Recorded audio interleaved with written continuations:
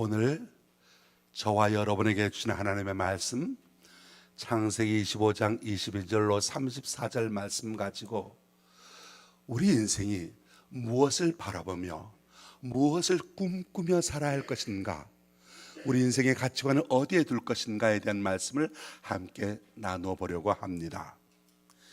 야곱과 에서에 대한 이야기입니다. 둘 다 젊은 청년 시절의 이야기가 나옵니다. 이 야곱과 에서는 한날 한시에 한 배에서 태어났습니다. 둘이 쌍둥이였습니다. 그런데 쌍둥이이긴 했는데 많이 서로 달랐습니다. 일단 서로 생김새부터 달랐습니다. 에서가 먼저 나왔는데 태어날 때부터 전신이 붉고 털이 많았습니다. 그에 비해서 조금 늦게 나온 야곱은 매끈매끈한 여성적인 피부를 지녔습니다. 아마도 야곱과 에서는 이란성 쌍둥이였던가 봅니다. 이렇게 태어날 때도 달랐지만 성장 과정도 달랐고 또 성격도 달랐습니다. 창세기 25장 27절 말씀을 보면 그 아이들이 장성함에 이제 청년의 때가 되었다는 거죠. 에서는 익숙한 사냥꾼이었으므로 들 사람이 되고 야곱은 조용한 사람이었으므로 장막에 거주하니 라고 말씀합니다. 에서는 활동적인 사람이었습니다. 들에서 사냥하는 것을 좋아합니다. 야성적인 사나이다운 마초적인 성격이 강했습니다. 야곱은 반면에 부엌에서 죽을 끓이고 어머니 리브가를 돕는 여성적인 면이 강했습니다. 그래서 25장 29절 말씀을 보면 야곱이 죽을 쑤었더니 에서가 들에서 돌아와서 심히 피곤하여 라고 말씀합니다. 야곱은 팥죽을 맛있게 잘 끓였다는 거죠. 그래서 아버지 이삭은 활달한 에서를 좋아하게 되었고 어머니 리브가는 야곱을 더 좋아하게 됩니다. 창세기 전반을 보면 야곱의 성품, 지극히 사려가 깊고 침착합니다. 그리고 미래를 위해서 면밀하게 준비하는 유형이라고 한다면 이 에서는 즉흥적이고 돌발적입니다. 앞뒤 죄보지도 않습니다. 그냥 돌진하는 유형이라고 할 수 있겠습니다.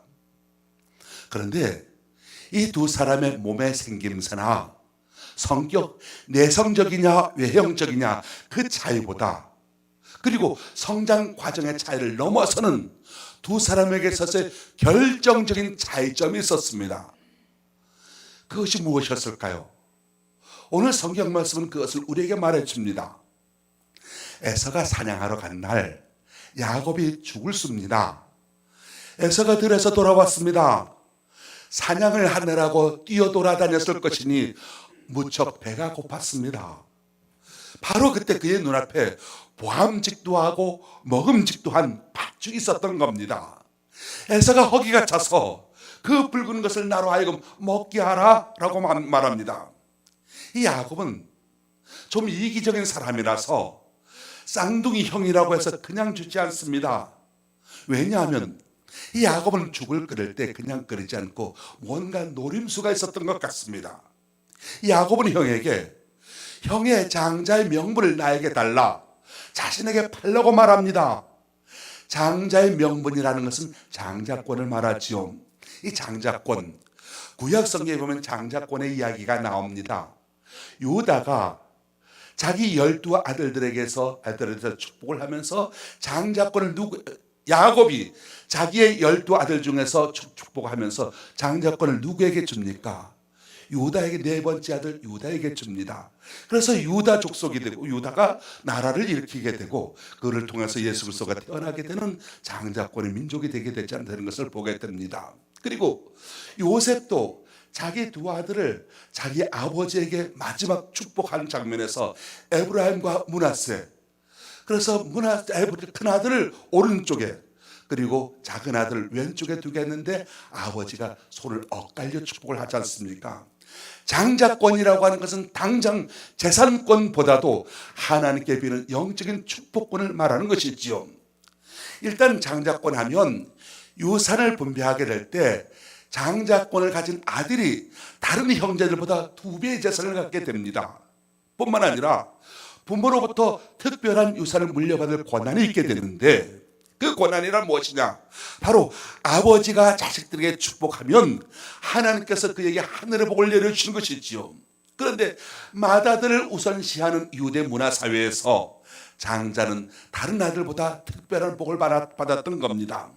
단순히 유산 상속, 누가 더 많이 받느냐, 유산 상속의 문제가 아니라 하나님께서 주시는 특별한 영적인 복, 하늘의 신령한 복이 그 장자권 속에 담겨져 있었던 겁니다.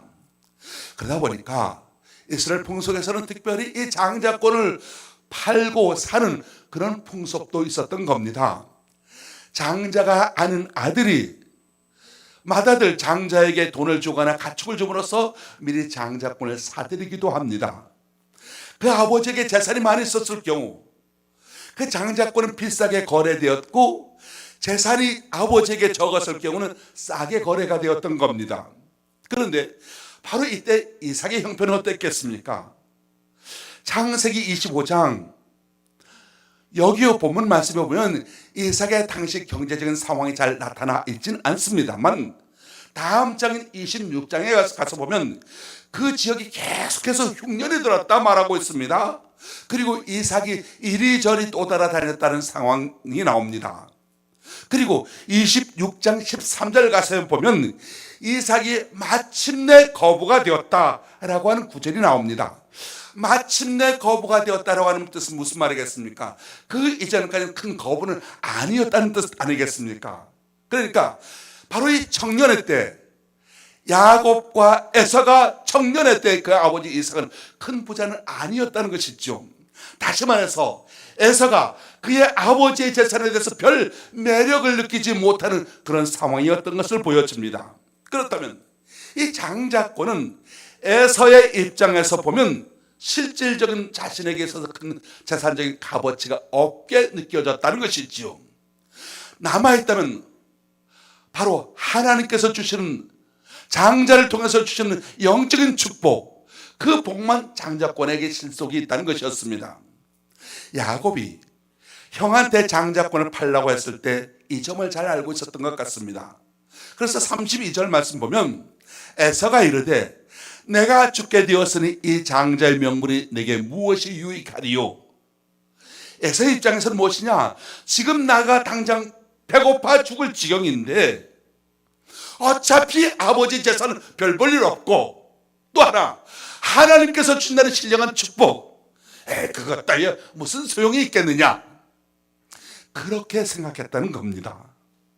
에서의 입장에서는 어차피 아버지가 나한테 큰 돈 물려줄 것도 아닌 바에야 장자권이 무슨 소용이 있겠고, 그 뭐 하나님의 축복 그것이 무슨 대단한 것이냐, 그렇게 중요하게 여기지 않았다는 겁니다.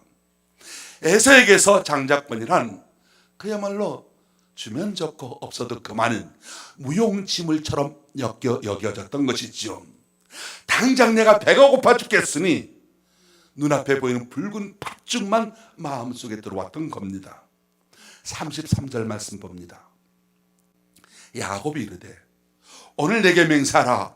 에서가 맹세하고 장자의 명분을 야곱에게 반지라. 이제 에서는 자신에게 주어진 특권은 그러나 보이지 아니하는 장자권을 야곱에게 넘깁니다. 무엇을 받고요? 팥죽 받고요. 그러자 야곱은 자기가 쏘았던 팥죽뿐만 아니라 거기다 보태서 줍니다. 떡도 함께 보너스로 함께 에서에게 줍니다. 34절에 기록되어져 있습니다. 야곱이 떡과 팥죽을 에서에게 주매 에서가 먹으며 마시고 일어나 갔으니 에서가 장자의 명분을 가볍게 여김이었더라.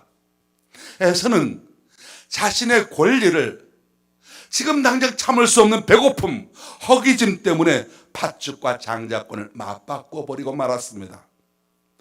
오늘 우리가 주의 깊게 살펴보아야 할 구절 34절 후반절입니다.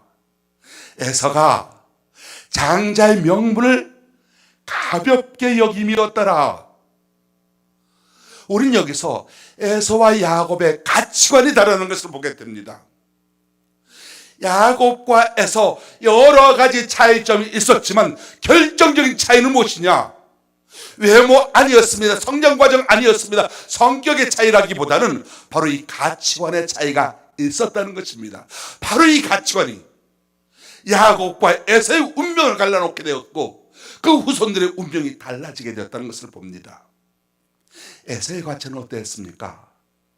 에서의 가치관은 지금 당장 내 눈앞에 보이는 것이 중요하다는 것입니다. 에서는 눈에 보이는 그 붉은 것을 좋아했습니다.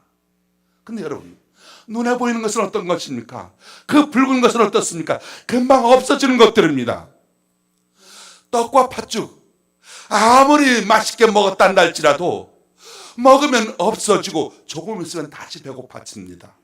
즉 눈앞에 보이는 건 한시적인 것이고 시한부적인 것이죠. 지금 눈앞에 보이는 것, 손으로 잡혀지는 것, 냄새로 느낄 수 있는 것, 감각적인 것을 에서는 좋아했다는 겁니다. 에서는 사냥꾼이었는데 주로 사냥은 어떻게 합니까? 눈에 보이는 대로 쫓아가서 사냥을 하지 않습니까? 에서는 눈에 보이지 않는 것을 가볍게 여겼습니다. 아직도 미래에 있는 장자권, 그것이 무슨 소용이 있냐고 높이 평가하지 않았던 것이었습니다. 이 장자권에는 하늘의 신령한 복이 포함되어 있는데 그 영적인 신령한 복보다는 지금 당장 내 눈앞에 보이는 것, 내 손에 잡힐 수 있는 것, 이것이 더 중요하다는 가치관이었던 겁니다. 그래서 야곱이 바꾸자고 하니까 얼른 쉽게 냅다 교환하지 않습니까? 어떤 사람이 무엇을 교환할 때는 내가 주는 것보다 내가 받는 것이 더 소중하게 여겨지니까 교환하는 것 아니겠습니까? 즉 에서의 생각은 팥죽 더하기 떡, 이것이 보이지 아니하는 하나님의 축복, 영적인 축복보다 눈앞에 보이는 것이 더 소중하게 여겨졌던 겁니다. 이것이 눈에 보이는 것이 장자의 명분보다 값어치 있다고 계산했기 때문에 아낌없이 조금도 주저없이 맞바꿔 버렸던 거죠. 에서는 진정 가치 있는 것을 가치 없게 여겼던 겁니다. 예수님께서도 이에 대한 말씀하셨습니다.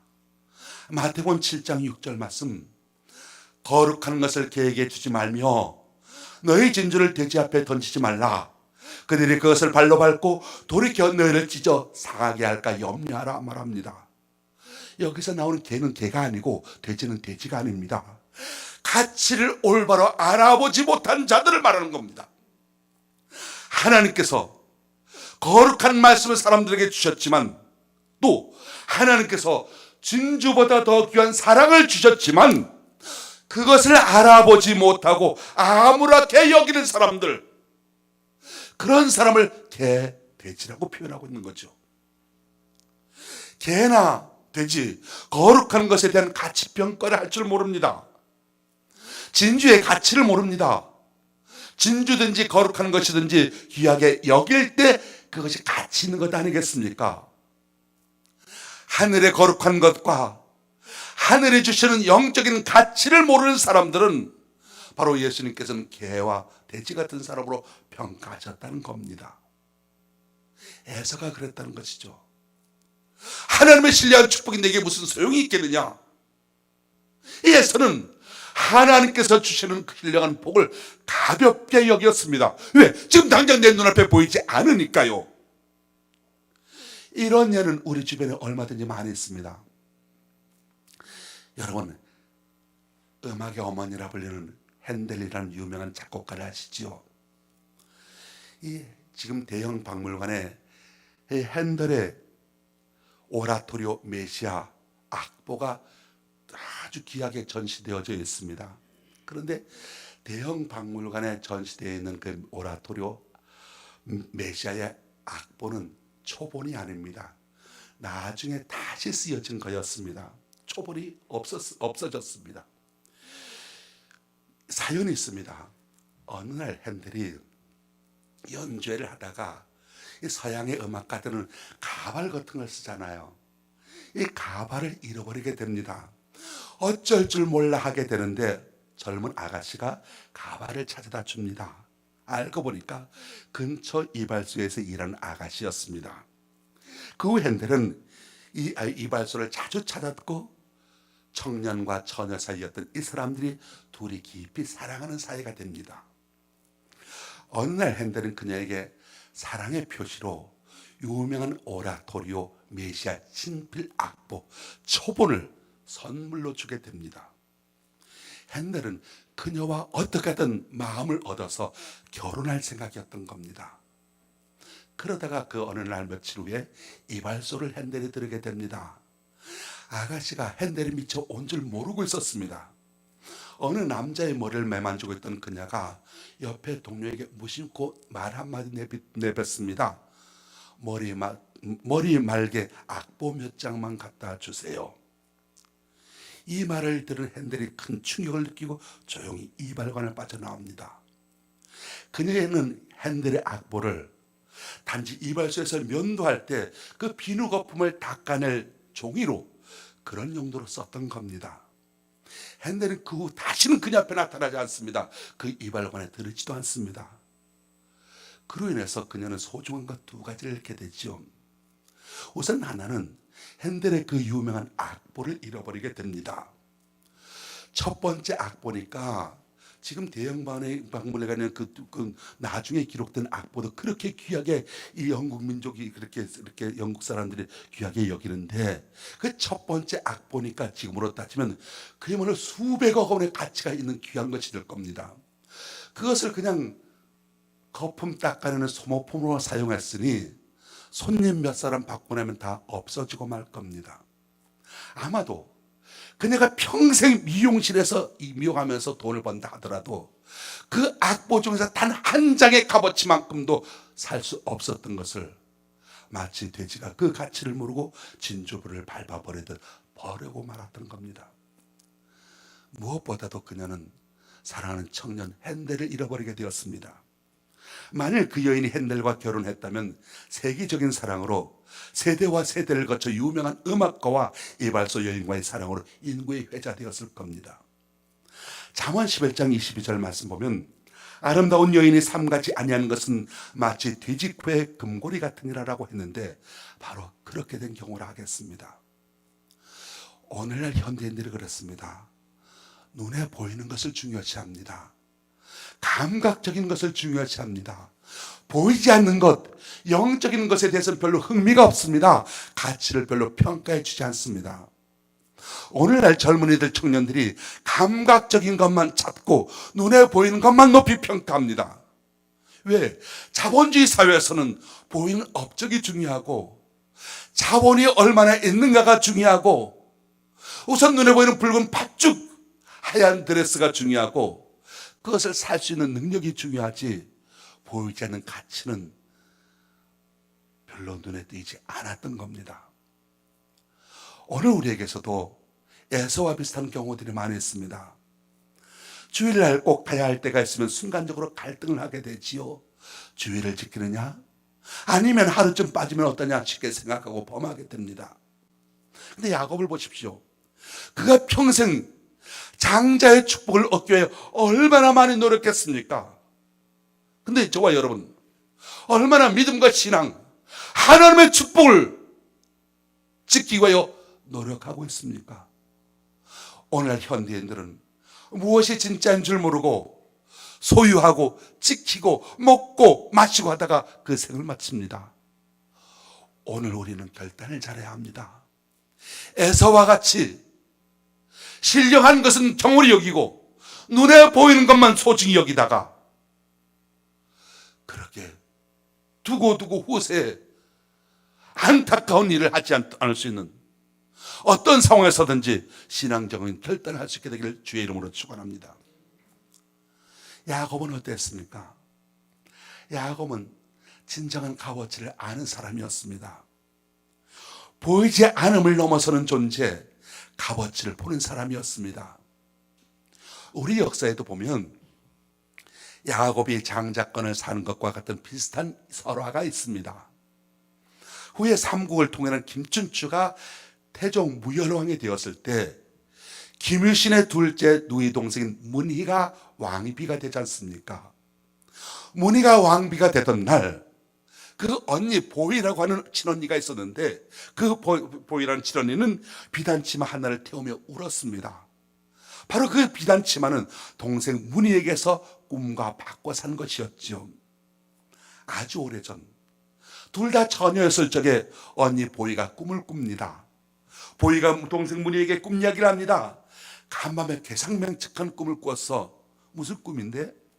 꿈에 서산에 올라가서 소변을 보았는데 글쎄 서울이 온통 오줌으로 가득 차지 않겠니?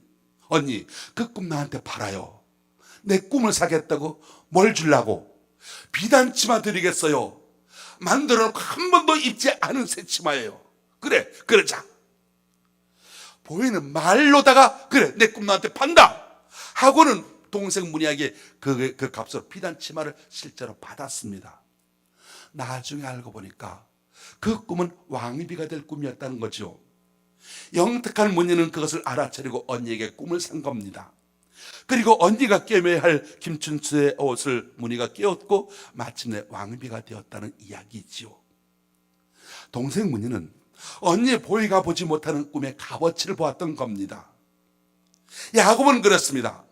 땅에 있는 제반 여러 가지 가치 있는 것들보다 하나님께서 내려주시는 하늘의 신령한 하늘의 복을 소중함을 알았습니다. 그래서 야곱이 야복 강가에서 복을 받기 위하여 하나님의 천사와 하나님과 씨름을 해서 삿발을 잡고서 놓치지 않습니까? 심지어 자기 환도뼈가 부러지는 위골되는 그 순간마저서도 그 삿발을 놓치지 않습니다. 내게 복을 달라는 겁니다. 내게 하늘의 신령한 하나님의 복을 달라는 것이었습니다. 그만큼 야곱은 눈에 보이는 것이 아니라 눈에 보이지 아니하는 하나님께서 주시는 복을 소중하게 여겼습니다. 그런 영적인 가치를 아는 야곱이 하나님께서 주시는 복이 담겨져 있는 장자권을 놓칠 리가 있겠습니까? 야곱은 장자권에 담겨있는 부모의 유산을 장자로서 2배로 받게 되는 그런 권한을, 그런 것 따위를 보는 것이 아니었습니다. 아버지 재산을 더 많이 받겠다는 것이 아니었습니다. 그의 눈은 우선 더 깊은 데로 향하고 있었던 겁니다. 그 증거가 무엇이냐? 만약에 야곱이 아버지 이삭의 유산이 탐이 났다면 그 집을 결코 떠나지 아니하고 그 집을 지켰을 겁니다. 그런데 야곱이 어떻게 합니까? 장자권을 얻고 난 다음에 그 아버지로부터의 축복을 받은 다음에 바로 어떻게 합니까? 집을 떠나지 않습니까? 왜 그랬을까요? 야곱은 장자권 속에 하나님께서 주신 복이 담겨져 있음을 보았던 겁니다. 그래서 온갖 수단을 다해서 그 하늘의 복을 차지하고자 했던 것이죠. 그는 진정 값어치 있는 것을 값어치 있게 보았습니다. 마치 밭에 묻혀있는 보물을 발견할 때 모든 것을 팔아 산 사람처럼 하늘에 주시는 신령한 복을 받기 위하여 자기 몸이 으스러지더라도 이 복을 붙잡았던 겁니다. 근데 여러분, 더 중요한 것이 있습니다. 하늘의 복보다 더 가치가 있는 것이 있습니다. 무엇이겠습니까? 바로 그 하늘의 복을 주시는 하나님입니다. 하늘에 주시는 이런저런 그 복 자체보다도 훨씬 중요한 것, 바로 그 복을 주시는 그분 하나님이신 것이지요. 찬송가 102장에 잘 나와 있습니다. 주 예수보다 더 귀한 것은 없네. 이 세상 부귀와 바꿀 수 없네. 주 예수보다 더 귀한 것은 없네. 이 세상 명예와 바꿀 수 없네. 주 예수보다 더 귀한 것은 없네. 이 세상 행복과 바꿀 수 없네. 바로 이 세상에서 가장 가치 있는 것, 눈에 보이는 그런 물질적인 복도 아니요, 또 어떤 하늘에서 내리는 그 복보다도 바로 여호와 하나님이시여 주님이 우리에게 진정한 복이시라는 겁니다. 요즘 뉴스에 대학생이나 대학을 졸업한 지 얼마 안 되는 청년들이 캄보디아로 갔습니다. 왜 갔어요?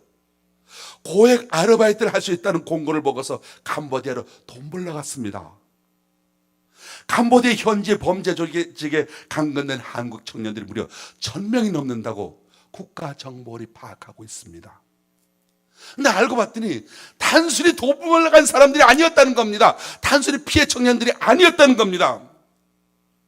그들은 뭔가 옳지 못한 일을 하러 간다는 것을 알면서도 갔다는, 범죄 조직이라는 것을 알면서도 갔다는 사실이 있습니다. 그것이 사회적인 큰 우려를 나타나고 있지 않습니까? 물론 억울한 피해를 보는 사람은 없지 않아 있었겠지만 결국 캄보디아로 갔다는 그 가치관이 어떤 것이었겠습니까? 일확천금, 쉽게 돈 벌려고 하는 것. 내가 조금 범법적인 사회적인 법은 어기더라도 남의 것을 쉽게 벌려고 했던 그 마음들이, 그 마음속에 그 가치관이 있었기 때문에 결국은 그렇게 봉변을 당하는 것 아니겠습니까? 우리가 이 시대 가운데 어떤 가치관을 붙잡고 살아야 되겠습니까? 사기를 당하는 사람 보면, 사기를 당하는 사람은 단순히 피해자기라기보다는 알고 보면 그 사람의 마음속에도 사기 성향이 있다라고 하는, 사기꾼이라고 하는 연구책에 나와 있는 것을 보았습니다. 우리가 청년 에서와 같이 우선 눈에 보이는 붉은 것을 차지하기 위하여 오늘과 내일을 내 욕심 채우기 위하여 그렇게 힘쓰고 애쓰며 살아가겠습니까? 들에 보이는 것만 사냥하기 위하여 온종을 쫓아다니다가 밭죽을 보면 사죽을 못 쓰고 철모른 아이가 집안의 가보를 엿과 바꿔 먹듯이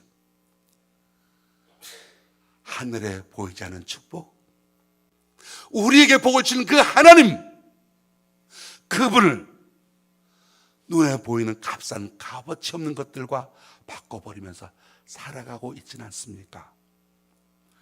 눈에 보이는 팥죽과 떡을 더 얻고자, 눈에 보이는 부와 귀를 얻고자 귀한 믿음의 장자권을 슬며시 팥죽 한 그릇과 물물 교환하고 있지는 않습니까? 여러분 혹시 왕비가 될 꿈을 비단 한 필에 팔아버리고 있지는 아니합니까? 감각적이고 현상적인 건 청년 에서의 가치관이었습니다. 오늘날 많은 현대인들이, 많은 젊은이들이 에서의 가치관을 가지고 눈에 보이는 것을 얻고 그것을 차지하려고 애쓰고 있습니다. 그런데 청년 야곱은 영적인 가치관에 더 중심을 두었습니다. 저와 여러분도 에서의 가치관을 가지고 세상을 살아갈 수도 있고 야곱의 가치관을 가지고 세상을 살아갈 수도 있습니다. 어떻게 살아가야 되겠습니까? 야곱에게서 우리가 배워야 할 점이 있습니다. 하늘이 주신 복보다도 더 소중한 것이 있습니다. 무엇입니까? 바로 야곱이 살아가는 삶의 자세라는 것입니다.